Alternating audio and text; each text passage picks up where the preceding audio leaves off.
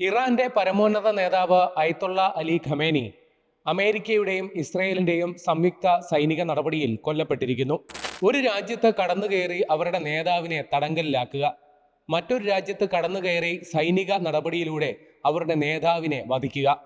അമേരിക്കയുടെയും ഇസ്രയേലിന്റെയും നടപടി അന്താരാഷ്ട്ര നിയമങ്ങളുടെയും സാമാന്യ മര്യാദകളുടെയും നഗ്നമായ ലംഘനമാണ്. ഖമേനിയുടെ വധത്തിൽ ലോകവ്യാപകമായ പ്രതിഷേധങ്ങൾ ഉയർന്നു വരുന്നു.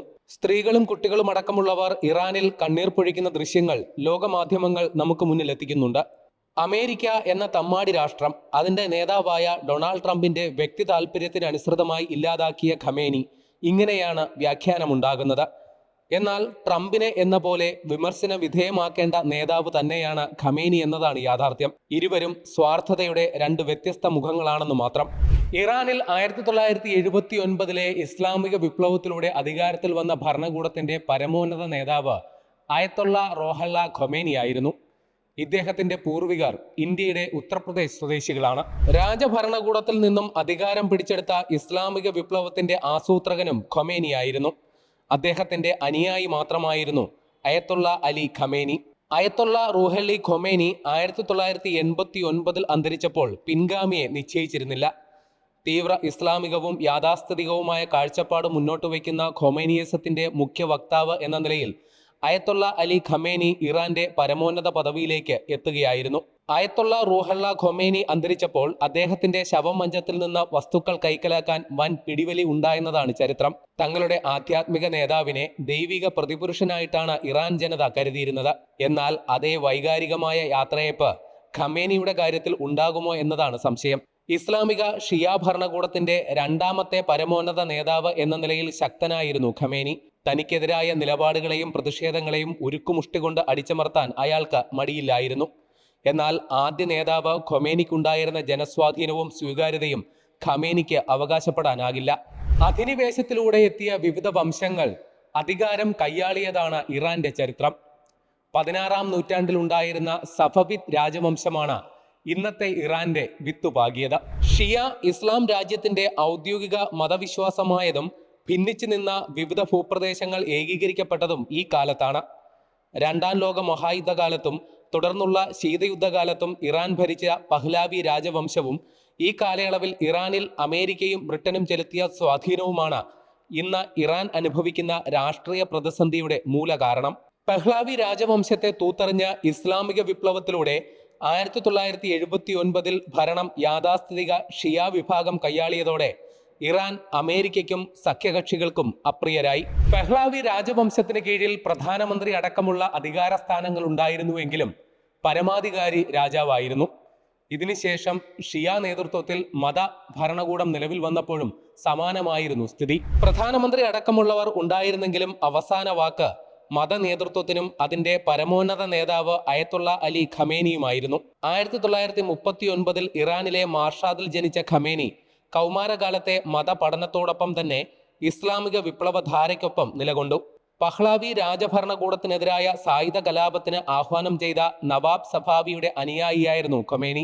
1958 അയത്തുള്ള റൂഹല്ല ഖൊമേനിയുമായി ചേർന്നതോടെ രണ്ടു നേതാക്കളും ഒരേ ആശയധാരയുമായി മുന്നോട്ടു പോയി. 1962 പഹ്ലാവി രാജഭരണകൂടത്തിനെതിരെ 2 പതിറ്റാണ്ട് നീണ്ട പ്രക്ഷോഭങ്ങൾക്ക് തുടക്കമായി.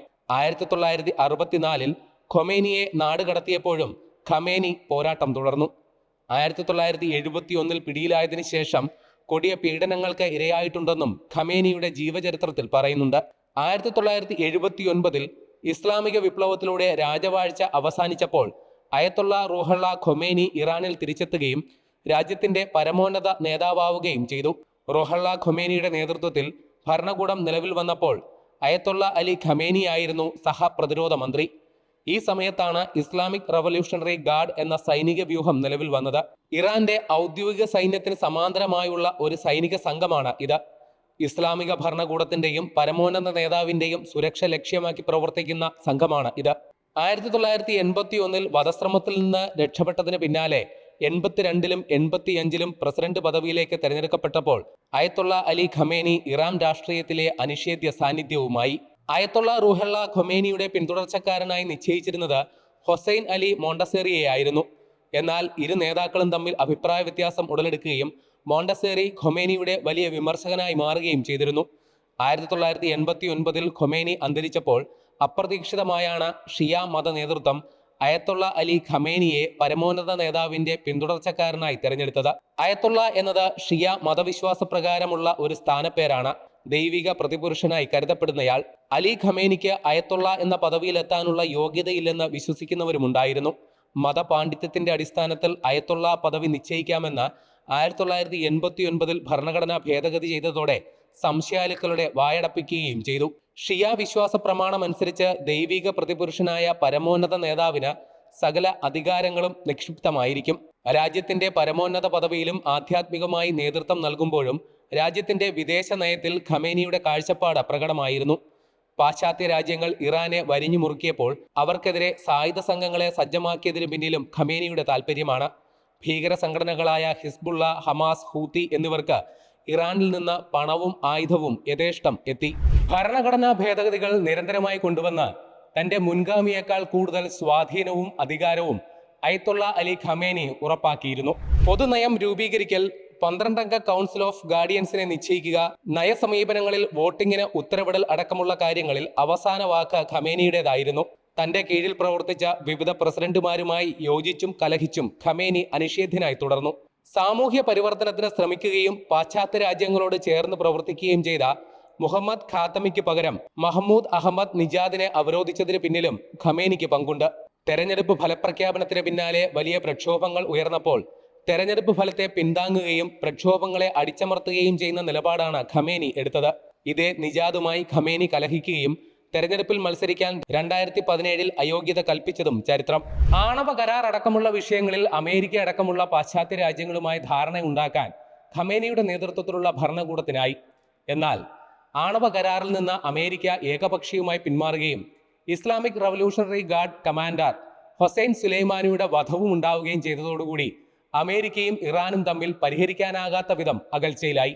ട്രംപ് വീണ്ടും അധികാരത്തിലെത്തുകയും ഇസ്രയേൽ കഴിഞ്ഞ ജൂണിൽ 12 ദിവസം നീണ്ടുനിന്ന ആക്രമണം ഇറാനെതിരെ നടത്തുകയും ചെയ്തതോടെ ഇറാൻ അമേരിക്ക ബന്ധം കൂടുതൽ വഷളായി.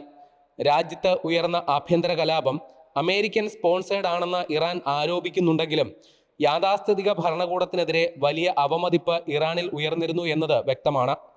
അരക്ഷിതമായ സാമ്പത്തിക അവസ്ഥയിലും തൊഴിലില്ലായ്മയിലും പ്രതിഷേധിച്ച് 2025 ഇറാൻ ജനത വീണ്ടും തെരുവിലിറങ്ങിയപ്പോൾ അത് ഏതു വിധേനയും അടിച്ചമർത്താനാണ് ഖമേനി ഉത്തരവിട്ടത്. 3110 പേർ കൊല്ലപ്പെട്ടെന്ന് ഇറാൻ ഔദ്യോഗികമായി സമ്മതിക്കുമ്പോൾ 36,000-ൽ പരം പേർ കൊല്ലപ്പെട്ടുവെന്നാണ് അമേരിക്ക ആരോപിക്കുന്നത്.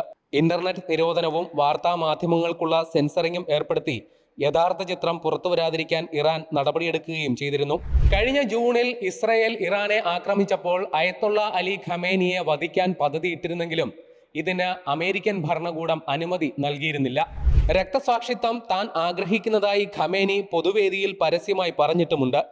ഖമേനി രക്തസാക്ഷിയായാൽ അത് ഇസ്ലാമിക രാജ്യങ്ങളെ വൈകാരികമായി സ്വാധീനിക്കുമെന്നും ഇറാനിലുള്ള ഭരണവിരുദ്ധ വികാരം നിർവീര്യമാകുമെന്നും അമേരിക്ക മനസ്സിലാക്കിയിരുന്നു.